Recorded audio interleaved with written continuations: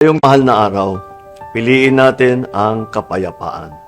Piliin natin ang kaligtasan para sa ating mga sarili at lalo na sa ating mga pamilya. Ang bagong Pilipino ay naninindigan para sa kanyang bayan.